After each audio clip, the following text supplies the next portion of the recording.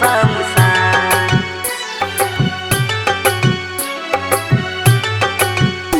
हमर जिंदगी बना दिहलु तू त शमशान,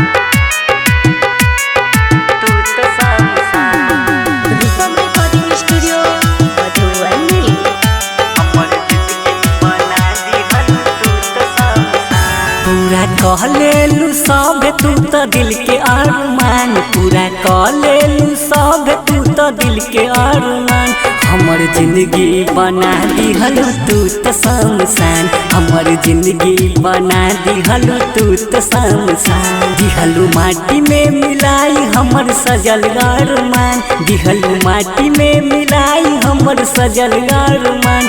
हमर जिंदगी बना दिहलु तू तो शमशान, हमर जिंदगी बना दिहलु तू तो शमशान।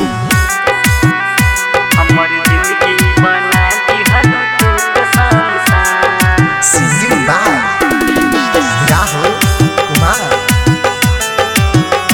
हमर जिंदगी बना दिहलु तू त शमशान। हम न जननी तू ऐसन सीतम ढाई बुरे, हमरा छोड़ी तू तो दूसरा सजन पई बुरे।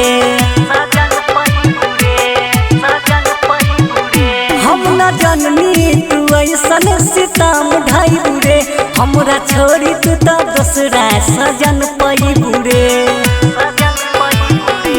दिहनी खुशी तोरा तू तो दिहलू माहुर इनाम, दिहनी खुशी तोरा तू तो दिहलू माहुर इनाम। हमर जिंदगी बना दिहलू तू तो शमशान, हमर जिंदगी बना दिहलू तू तो शमशान।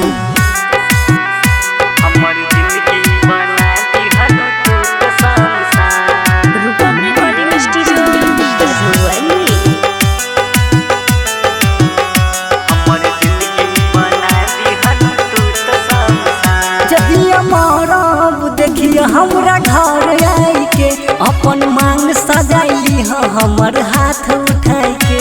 अपन मान सजाई हमर हाथ उठाई के। जहिया मरब देखिए हमरा घर आई के, अपन मांग सजाइली हमर हाथ उठाई के। तू बना दिहलु काहे राहुल के अनुजान, तू बना दिहलु काहे आर्यन के अनुजान। हमर जिंदगी बना दिहलु तू तो शमशान, हमर जिंदगी बना दिहलु तू तो शमशान।